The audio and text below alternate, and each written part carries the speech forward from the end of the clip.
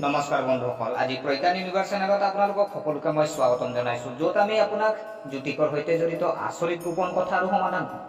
আজি আমি লৈ আহিছোঁ এই মাৰ্চ মাহটো সকলো ৰাশিৰ ফলাফল কেনেকুৱা হ'ব। গতিকে পলম নকৰি আহকচোন ভিডিঅ'টো আৰম্ভ কৰোঁ। প্ৰিয় দৰ্শক, ৰাশিফলৰ তথ্য অনুসৰি মাৰ্চ মাহত বহুত গুৰুত্বপূৰ্ণ গ্ৰহই নিজৰ গতিবিধি সলনি কৰিবলৈ গৈ আছে, যাৰ প্ৰভাৱত সকলো ৰাশিৰ জাতক জাতিকাৰ ওপৰত দেখা যাব। এই মাহত একাংশ লোকে কৰ্মক্ষেত্ৰত ভাল প্ৰদৰ্শন কৰিব, যদিও স্বাস্থ্যৰ অৱনতিৰ বাবে একাংশ লোক চিন্তিত হৈ থাকিব পাৰে। এনে পৰিস্থিতিত আমি মাহৰ মাহেকীয়া ৰাশিফল জানো আহকচোন। প্ৰিয় দৰ্শক, মেষ ৰাশি যদি চোৱা হয়, এই মাহত আপোনাৰ বাবে বহুতো ভাল হ'ব। আপুনি আপোনাৰ ভিতৰত, আপোনাৰ পৰিয়ালৰ ভিতৰত এক নতুন শক্তি অনুভৱ কৰিব আৰু এই মাহত আপুনি স্বাস্থ্য সম্পৰ্কীয় সমস্যাৰ পৰা সকাহ পাব। এই মাহত আপুনি কিছু নতুন কামৰ পৰিকল্পনা কৰিব পাৰিব। চলিত মাহত ব্যৱসায়ৰ ক্ষেত্ৰত পৰিস্থিতি স্বাভাৱিক হ'ব। শ্বেয়াৰ মাৰ্কেটত কাম কৰা জাতক জাতিকাসকলৰ বাবে বিনিয়োগৰ এক ভাল সুযোগ আছে। এই মাহত আপোনাৰ যদি চোৱা হয়, নিয়োজিত যিসকল ব্যক্তি আছে, সাৱধান হোৱাটো প্ৰয়োজন। বিৰোধী দলে আপোনাৰ কাম নষ্ট কৰিব পাৰে। পৰিয়ালত শুভ কামৰ সম্ভাৱনা থাকিব আৰু স্বামী স্ত্ৰীৰ মাজত চলি থকা কাজিয়া শেষ হ'ব। এই মাহত আপুনি আপোনাৰ ভৱিষ্যতৰ বাবে এটা ডাঙৰ বিনিয়োগ কৰিব পাৰিব। ধৰ্মৰ যাত্ৰাৰ সম্ভাৱনা থাকিব আৰু পৰিয়ালত সন্মান বাঢ়িব। প্ৰিয় দৰ্শক, ইয়াৰ পিছত যদি আমি চাওঁ বৃষ ৰাশি জাতক জাতিকাসকলৰ বাবে যদি এই মাহটো আপোনাৰ বাবে ঠিকেই থাকিব। কৰ্মক্ষেত্ৰত কিছু উদাসীনতা অনুভৱ কৰিব আৰু স্বাস্থ্য সম্পৰ্কীয় সমস্যাৰ বাবে পৰিয়ালৰ কোনো আপোনজনৰ স্বাস্থ্যৰ অৱনতি ঘটিব পাৰে। আৰু চলিত মাহৰ আৰম্ভণিত ব্যৱসায়ৰ পৰিস্থিতি স্বাভাৱিক হ'ব। এই মাহত হয়তো কৰ্মক্ষেত্ৰত বহুত আপোনাৰ দৌৰিব লাগিব। এই মাহত আপুনি সম্পত্তি সম্পৰ্কীয় কামত বিনিয়োগ কৰিব পাৰিব। ঘৰত পাৰস্পৰিক সম্প্ৰীতি থাকিব।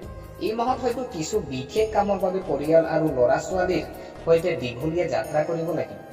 এই মাহত শ্ৰমিক শ্ৰেণীৰ লোকে লাভ কৰিব আৰ্থিক সুবিধা আৰু কিছু বিশেষ কাম সম্পূৰ্ণ কৰাৰ পিছত আপুনি সুখী অনুভৱ কৰিব।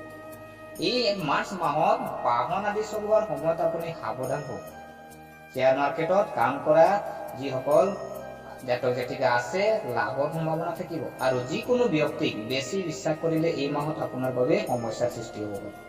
ইয়াৰ পিছত যদি চোৱা হয় মিথুন ৰাশি মাহেকীয়া ৰাশিফল যদি চাওঁ, এই মাহত সাধাৰণতে আপোনাৰ বাবে উত্থান পতনেৰে ভৰি পৰিব।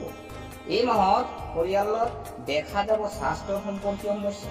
যদিও আপুনি এই মাহত পৰিয়ালৰ সৈতে কৰবালৈ আপুনি যদি যোৱাৰ পৰিকল্পনা কৰিছে, তেন্তে ভ্ৰমণৰ সময়ত আপুনি সাৱধান হওক। এই মাহত কোনটো অৰ্থনৈতিক পৰিস্থিতিৰ উত্থান পতনেৰে আপোনাৰ ভৰি পৰিব আৰু কৰ্মস্থলীত কাৰোবাৰ পৰা টকা ধাৰলৈ ল'বলগীয়া হ'ব পাৰে। সাধাৰণতে কৰ্মসংস্থাপন কৰা সকলৰ বাবে এই মাহটো ভাল হ'ব আৰু পৰিয়ালত পাৰস্পৰিক মতানৈক্যৰ পৰিস্থিতি হ'ব। পূৰ্বপুৰুষৰ সম্পত্তিৰ সন্দৰ্ভত পৰিয়ালত মতানৈক্য হ'ব। এই মাহত আপুনি আপোনাৰ পুৰণি যিকোনো কাম পুনৰ আৰম্ভ কৰিব পাৰিব। আৰু যদি ইয়াৰ পিছত আমি যদি চাওঁ কৰ্কট ৰাশি, হয় প্ৰিয় দৰ্শক, কৰ্কট ৰাশি জাতক জাতিকাসকলক যদি আমি মাৰ্চ মাহটো চোৱা হয়, এই মাহত সাধাৰণতে আপোনাৰ ৰাশিৰ জাতক জাতিকাৰ বাবে ভাল হ'ব আৰু স্বাস্থ্যৰ যত্ন লওক। অসাৰ কামত আপুনি টকা খৰচ কৰিব নালাগে, আপোনাৰ অযথা টকা খৰচা হ'ব আৰু লগতে আপুনি আৰ্থিকভাৱে অসুবিধা পাব পাৰে, যাৰ এটা কাৰণ হ'ব পৰিয়ালত স্বাস্থ্য সম্পৰ্কীয়। এই মাহত আপোনাৰ বাবে কিছুমান পুৰণি বিবাদ চৰ্চা হ'ব পাৰে, যাৰ বাবে আপুনি আদালতলৈ যাবলগীয়া হ'ব পাৰে। এই মাহত আপোনাৰ সঞ্চয় সুৰক্ষিত ৰাখক আৰু আপোনাৰ বাহন ব্যৱহাৰ কৰাৰ সময়ত সাৱধান হওক। এই মাহত অপ্ৰয়োজনীয় খৰচ নিয়ন্ত্ৰণ কৰিবলৈ চেষ্টা কৰক, নহ'লে ঋণৰ সমস্যাত পৰিব পাৰে। এই মাহত বিৰোধী দলসমূহে আপোনাক সম্পত্তি সম্পৰ্কীয় বিষয়ত অসুবিধা দিব পাৰে। নিজৰ ভাষাত নিয়ন্ত্ৰণ ৰাখক, বিতৰ্কৰ পৰা আঁতৰি থাকিবলৈ চেষ্টা কৰক। ইয়াৰ পিছত আমি যদি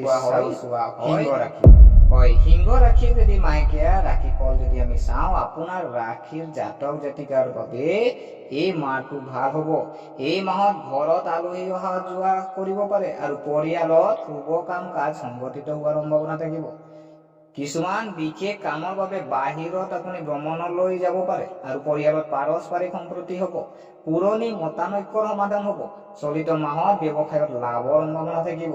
আপুনি কৰবাৰ পৰা পেণ্ডিং ধন লাভ কৰিব পাৰিব, যিয়ে আপোনাৰ আগন্তুক কাম সম্পূৰ্ণ কৰাত সহায় কৰিব। এই মাহত যদি আপুনি আপোনাৰ কৰ্মক্ষেত্ৰত নতুন প্ৰজেক্ট আৰম্ভ কৰিব বিচাৰিছে, গতিকে আপোনাৰ ভাল হ'ব। মাটি বা বাহন ক্ৰয় কৰাৰ সম্ভাৱনা আছে। এই মাহটো শ্বেয়াৰ মাৰ্কেটত কাম কৰা লোক যিখিনি জাতক জাতিকাসকলৰ বাবে ভাল খবৰ লৈ আহিছে আৰু পৰিয়ালৰ সৈতে সম্পৰ্ক ভাল হ'ব। আপুনিও দীঘলীয়া যাত্ৰাত যাব পাৰে। ইয়াৰ পিছত যদি চোৱা হয় কন্যা ৰাশি যিসকল জাতক জাতিকা আছে, মাহেকীয়া ৰাশিফল যদি চোৱা হয়, এই মাহত আপোনাৰ ৰাশিৰ জাতক জাতিকাৰ বাবে ভাল হ'ব।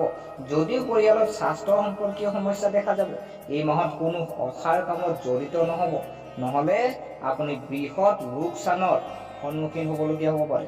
এই মাহত টকা সাৱধানে ব্যৱহাৰ কৰক। মনৰ ৰহস্য কাকো নক'ব, নহ'লে আপোনাৰ কাম নষ্ট হ'ব পাৰে। এই মাহত পৰিয়ালটোত কিছু মতানৈক্য হ'ব। কৰবাত ওলাই যোৱাৰ পৰিকল্পনা বাতিল হ'ব পাৰে আৰু নিজৰ ভাষণৰ ওপৰত নিয়ন্ত্ৰণ বজাই ৰাখক। আপুনি কথা পাতোতে আপুনি নিজে যেতিয়া কথা পাতিব ভাষণৰ ওপৰত, মানে নিজে কথা পতা সময়ত আপুনি নিজে বজাই ৰখাটো বহুত জৰুৰী আছে আৰু বিতৰ্কৰ পৰা আঁতৰি থাকক। এই মাহত আপুনি হয়তো পুৰণি বন্ধু এজনক লগ পাব পাৰে। আপোনাৰ বাকী থকা কাম সম্পূৰ্ণ হ'লে আপোনাৰ মনটো সুখী হ'ব।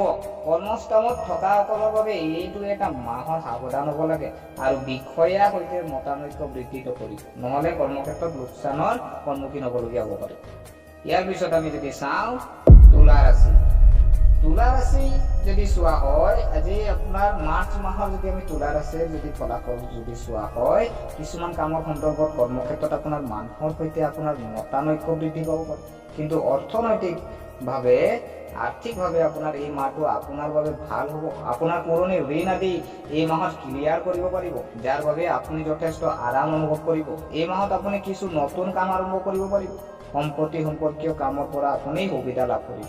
আপুনি আপোনাৰ পুৰণি ব্যৱসায়ত এজন ভাল অংশীদাৰ পাব পাৰে, যিয়ে আপোনাক আপোনাৰ স্থবিৰ কাম পুনৰ আৰম্ভ কৰাত সহায় কৰিব। এই মাহটো কৰ্মসংস্থাপন কৰা সকলৰ বাবে ভাল হ'ব। বিষয়াসকলে আপোনালোকৰ কামৰ প্ৰশংসা কৰিব। অৱশ্যে শত্ৰুৱে আপোনাৰ যিকোনো কাম নষ্ট কৰিবলৈ চেষ্টা কৰিব। এই মাহত অপ্ৰয়োজনীয় খৰচ পৰিহাৰ কৰি শত্ৰুৰ পৰা নিজকে ৰক্ষা কৰক। এই মাহত পৰিয়ালত কিছু শুভ কামৰ আপুনি কাম কৰাৰ সম্ভাৱনা থাকিব পাৰে আৰু ঘৰলৈ নতুন আলহীও আহিব পাৰে। ইয়াৰ পিছত যদি চোৱা হয় বৃশ্চিক ৰাশিৰ যিসকল জাতক জাতিকা আছে, এই মাহত আপোনাৰ সাধাৰণতে ভাল স্বাস্থ্যৰ যত্ন লওক। পৰিয়ালত পাৰস্পৰিক মতানৈক্য সমাধান কৰিবলৈ চেষ্টা কৰক, নহ'লে ভৱিষ্যতে ডাঙৰ সমস্যাত পৰিব পাৰে। এই মাহত পৰিয়ালৰ আপোনজনৰ স্বাস্থ্যৰ অৱনতি ঘটিব পাৰে, যাৰ ফলত আপুনি আৰ্থিক ক্ষতিৰ সন্মুখীন হ'ব। এই মাহত কৰ্মক্ষেত্ৰত লোকচানৰ সন্মুখীন হ'বলগীয়া হ'ব পাৰে। কাৰোবাৰ বেছি বিশ্বাস কৰাটো এই মাহত আপোনাৰ বাবে ভাল। আপোনাৰ ব্যক্তিগত কথাবোৰ কাৰো লগত শ্বেয়াৰ নকৰিব। এই মাহত আপোনাৰ কোনোবা বন্ধুৱে আপোনাক বিশ্বাসঘাতকতা কৰিব পাৰে, যাৰ বাবে আপুনি হয়তো বৃহৎ লোকচানৰ সন্মুখীন হ'বলগীয়া হ'ব। নিজৰ বাইকৰ নিয়ন্ত্ৰণ কৰক আৰু দীঘলীয়া যাত্ৰাৰ সাৱধানে গাড়ী চলাওক। ইয়াৰ পিছত যদি আমি চাওঁ মকৰ ৰাশি যিসকল জাতক জাতিকা আছে, মাৰ্চ মাহ যদি চোৱা হয়, এই মাহটো আপোনাৰ বাবে কিছু সমস্যাৰ ভৰি পৰিব। সম্পত্তিৰ বিষয়ক লৈ পৰিয়ালত ডাঙৰ বিবাদ হ'ব পাৰে। আপোনাৰ ব্যক্তিগত বিষয়বোৰ নিয়ন্ত্ৰণত ৰখাটোৱে আপোনাৰ ভাল হ'ব আৰু এই মাহত ব্যৱসায়ত ডাঙৰ লেনদেন সাৱধান কৰক।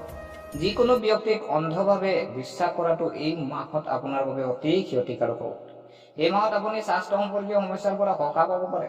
আপোনাৰ পৰিসৰ বৃদ্ধি কৰিবলৈ আপুনি হয়তো বিশাল আৰ্থিক সহায় ল'ব পাৰে আৰু এই মাহত শত্ৰুৰ আধিপত্য থাকিব। আপোনাৰ চলি থকা কামক নষ্ট কৰাৰ প্ৰয়াস কৰাও হ'ব পাৰে আৰু যদিও আপুনি ইয়াৰ পৰা আৰোগ্য লাভ কৰাত সফল হ'ব, এই মাহত আপুনি কাৰোবাক ঋণ হিচাপে বৃহৎ পৰিমাণৰ ধন দিয়াটো উচিত নহয়। ইয়াৰ পিছত যদি আমি চাওঁ কুম্ভ ৰাশিৰ মাহেকীয়া ৰাশিফল যদি চোৱা হয়, এই মাহত আপোনাৰ বাবে ভাল হ'ব। স্বাস্থ্য সম্পৰ্কীয় সমস্যাৰ পৰা আপুনি সকাহ পাব। এই মাহত আপুনি নতুন সম্পত্তি কিনিব পাৰিব আৰু আপোনাৰ বাকী থকা ধন লাভ কৰিব। কৰ্মক্ষেত্ৰত আপুনি বিপুল আৰ্থিক সুবিধা পোৱাৰ সম্ভাৱনা আছে। এই মাহত আপুনি কিছুমান নতুন মানুহক লগ পাই কিছুমান ডাঙৰ কাম আৰম্ভ কৰিব পাৰিব, যিয়ে ভৱিষ্যতত আপোনাক উপকৃত কৰিব। এই মাহত আপুনি কিছুমান বিশেষ কামৰ বাবে চিন্তিত হ'ব। মাহৰ অৱনমিত অংশত ব্যৱসায়ত লাভ পাব। পৰিয়ালৰ কোনোবা ঘনিষ্ঠ ব্যক্তিক লৈ চিন্তা হ'ব। এই মাহত আপুনি পৰিয়ালৰ সৈতে এক দীঘলীয়া যাত্ৰা কৰিব পাৰিব। এই মাহত আপোনাৰ ভাষণৰ ওপৰত নিয়ন্ত্ৰণ ৰাখক, নহ'লে আপোনাৰ চলি থকা কামবোৰ নষ্ট হ'ব পাৰে। ইয়াৰ পিছত যদি চোৱা হয় মীন ৰাশি, হয় এই মাহত সাধাৰণতে আপোনাৰ ৰাশি জাতক জাতিকাৰ বাবে ঠিকেই থাকিব। অৱশ্যে আপোনাৰ পৰিকল্পিত কাম সম্পূৰ্ণ নোহোৱাৰ বাবে আপোনাৰ মনটো দুখী হৈ থাকিব। এই মাহত আপুনি নতুন কৰ্মস্থলী বিচাৰিব। লগতে এই মাহত কাৰো আগত নিজৰ অনুভৱ প্ৰকাশ নকৰিব, নহ'লে আপোনাৰ চলি থকা কামবোৰ নষ্ট হ'ব পাৰে। এই মাহত আপুনি স্বাস্থ্য সম্পৰ্কীয় সমস্যাৰ বাবে কিছু চিন্তিত হৈ থাকিব। অত্যাধিক খৰচৰ বাবে এই মাহত আপুনি আৰ্থিক সমস্যাৰ সন্মুখীন হ'বলগীয়া হ'ব পাৰে। এই মাহত নিয়োজিত জাতক জাতিকাৰ বাবে উত্থান পতনেৰে ভৰি পৰিব। বিষয়াসকলৰ সৈতে পাৰস্পৰিক মতানৈক্য হ'ব পাৰে, যাৰ বাবে কৰ্মক্ষেত্ৰত সমস্যাৰ সন্মুখীন হ'বলগীয়া হ'ব পাৰে। এই মাহত নিজৰ বক্তৃতাত নিয়ন্ত্ৰণ ৰাখক আৰু ডাঙৰ বিনিয়োগ কৰাৰ আগত নিজৰ কৰ্মক্ষেত্ৰখন ভালদৰে বিবেচনা কৰক। দীঘলীয়া যাত্ৰাৰ আদিত যাওঁতে গাড়ী চলোৱাৰ সময়ত সাৱধান হওক। প্ৰিয় দৰ্শক, গতিকে আশা কৰোঁ আপোনালোকে ভিডিঅ'টো চাই ভাল পালে। যদি এই ভিডিঅ' আপোনাক কিঞ্চিত মানো লাভান্বিত কৰিছে তেনেহ'লে লাইক কৰিব, শ্বেয়াৰ কৰিব আৰু আমাৰ চেনেলটো ছাবস্ক্ৰাইব কৰি উৎসাহিত কৰিব বুলি আশা ৰাখিলোঁ। পুনৰ লগ পোৱাৰ প্ৰতিশ্ৰুতিৰে আজিলৈ বিদায় মাগিলোঁ। ধন্যবাদ।